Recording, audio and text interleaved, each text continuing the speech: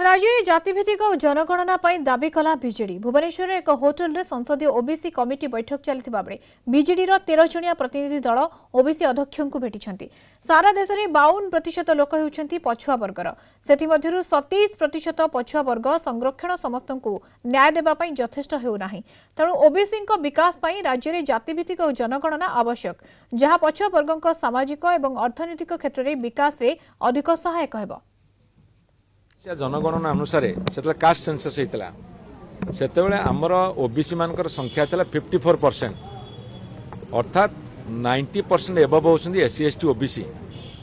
किंतु जो कैपिंग है सीलिंग है 50% रिजर्वेशन अधिक उठी पार ना जहाँ फल कि ओबीसी माने चाकरी क्षेत्र में मात्र 11.25% पाँच एससी एसटी बाकी पाँच या फल जो भारत वर्ष 27% ओबीसी मैंने पाँच से ओबीसी मैंने वंचित होती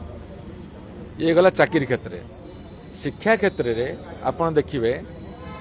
39% एससी एसटी पिला पाइबा जगह मात्र 20% दि जाऊँगी ओबीसी मानू बिल्कुल दि जाऊनी जहाँ फल कि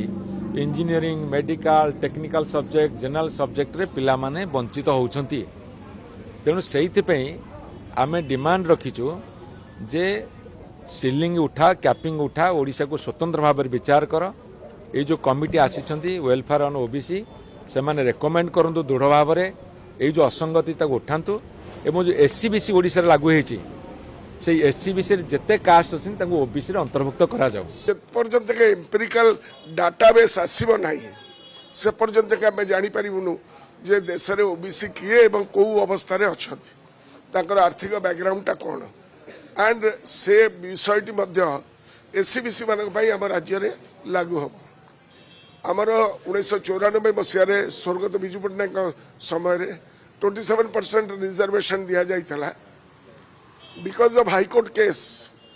जो थे कि आमर ओबीसी भाई माने भौणी माने लड़ाई करि पारले नहीं एवं सेटा रिड्यूस्ड हो जाए वर्तमान 11.25 को आसी सेकेंड ऑफ ऑल आमर एजुकेशन रे 0% रिजर्वेशन अच्छी ओडिशा रे तेणु ये है लंबा दौड़र लड़ाई आमर ओडिशा रे थिबा एससीबीसी लिस्ट जो माने एससीबीसी लिस्ट ओडिशा रे अछि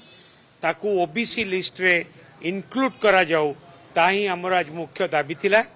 एवं ओबीसी लिस्ट रे एससीबीसी लिस्ट इनक्लूड हैला परे से माने विभिन्न क्षेत्ररू विभिन्न सुविधा सुजोग पाई परिबे एवं निजको